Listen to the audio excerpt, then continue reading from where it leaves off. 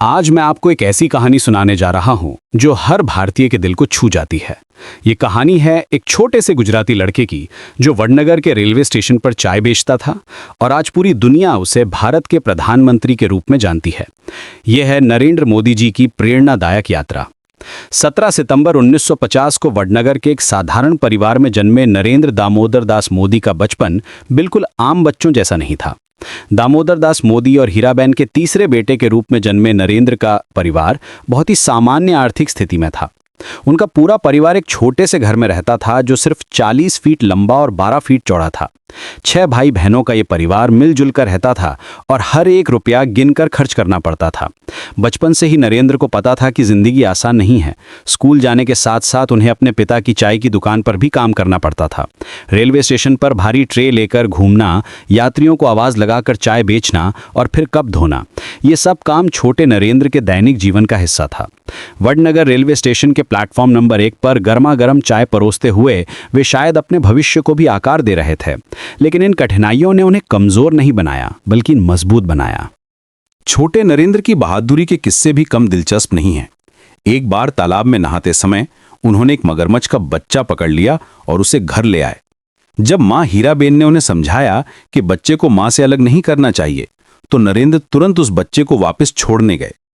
एक और मौके पर उन्होंने तालाब में डूबते हुए एक बच्चे की जान बचाई थी।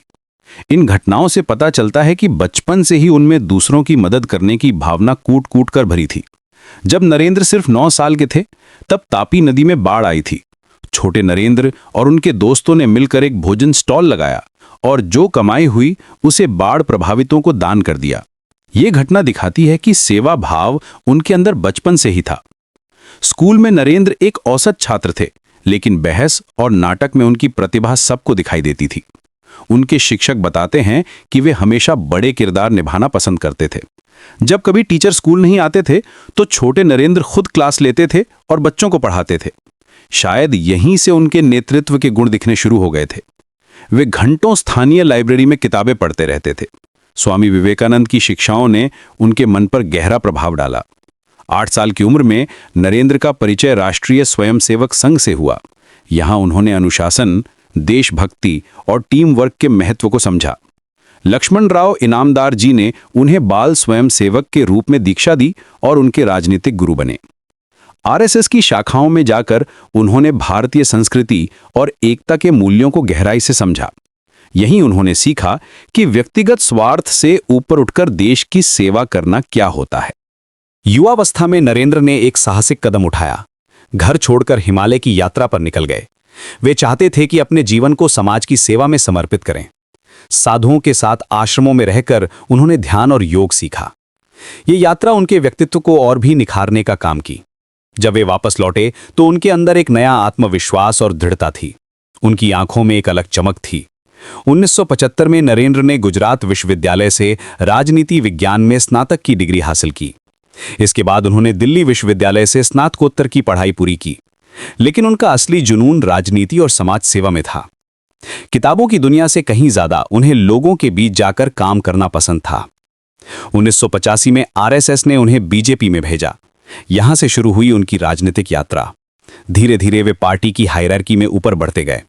उनकी मेहनत, समर्पण और ऑर्गेनाइजेशनल स्किल्स देखकर लोग प्रभावित होते गए। 1998 में वे बीजेपी के महासचिव बने। उनकी ऑर्गेनाइजेशनल स्किल्स का जादू गुजरात की राजनीति में दिखने लगा। 2001 में नरेंद्र मोदी गुजरात के मुख्यमंत्री बने। यहां से शुरू हुआ उनके नेतृत्व का एक नया अध्याय।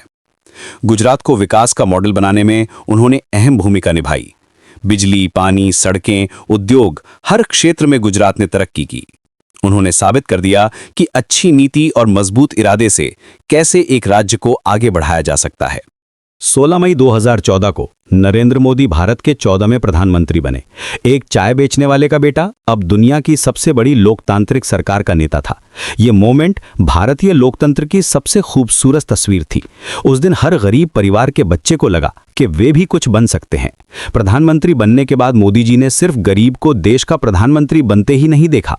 इस सिर्फ ड्रीम बिल्डिंग नहीं था, इसमें प्रेजेंट कंटेंटमेंट भी था। भारतीय जनता ने भारत में एक नई आशा देखी कि कुछ भी संभव है। क्या आप इस बात से सहमत हैं? कमेंट में यस या नो लिखो और लाइक सब्सक्राइब करो।